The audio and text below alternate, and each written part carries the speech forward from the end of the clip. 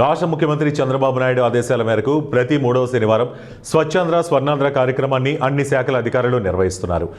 అందులో భాగంగా కృష్ణా జిల్లా పెనమలూరు నియోజకవర్గంలోని కత్తివేడు మండలం పాన్రాక ప్రభుత్వ వైద్యశాల ఆవరణంలో ఎమ్మెల్యే కాగిత కృష్ణ ఆధ్వర్యంలో స్వచ్ఛాంధ్ర స్వర్ణాంధ్ర కార్యక్రమం నిర్వహించారు.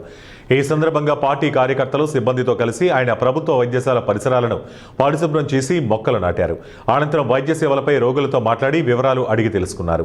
గతంలో నిలిచిపోయిన 30 పడకల ఆసుపత్రి నిర్మాణ పనులను పూర్తి చేశామని, త్వరలో పూర్తి స్థాయిలో వైద్య సేవలు అందుబాటులో తెస్తామని తెలియజేశారు. ఈ విషయంపై ముఖ్యమంత్రి చంద్రబాబు నాయుడుతో పాటు వైద్య శాఖ మంత్రిని కలిసి పరిస్థితిని వివరించాలని తెలియజేశారు. గ్రామంలో 30 పడకల ఆసుపత్రిని పూర్తి స్థాయిలో ప్రజలకు అందుబాటులోకి తెస్తారని ఎమ్మెల్యే హామీ ఇచ్చారు. ఈ కార్యక్రమంలో కూటమి నాయకులు, కార్యకర్తలు, వైద్యశాల సిబ్బంది పాల్గొన్నారు.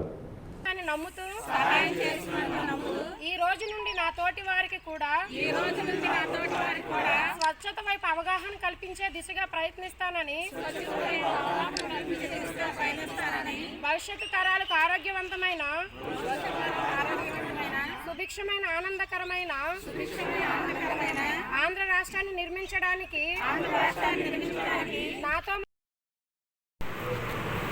గౌరవ ముఖ్యమంత్రి గారి ఆదేశాల మేరకు ఎవరి 3వ శనివారం ఏదైతే ఉంటుందో అందులో భాగంగా స్వచ్ఛ భారత్ కార్యక్రమంలో భాగంగా ఈ రోజున చిన్నపాండ్రాకు ఉన్నటువంటి పిహెచ్సిని ఇక్కడ విజిట్ చేసి ఇక్కడ ఏ విధంగా వేస్ట్ మేనేజ్మెంట్ ఏ విధంగా చేస్తూ ఉన్నారనేది మరి చూడటం జరిగింది.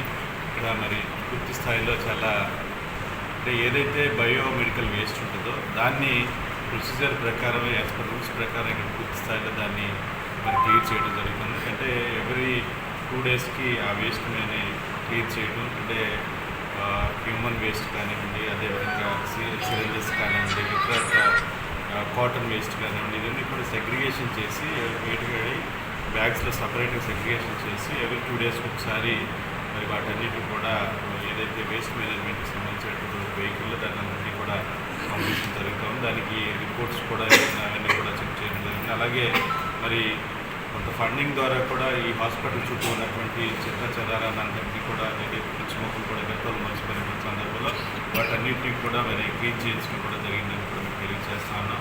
అదేవిధంగా ప్రతి ఒక్కరూ కూడా స్వచ్ఛ భారత్ కార్యక్రమాన్ని కూర్చో తప్పకుండా ప్రతి ఒక్కరూ కూడా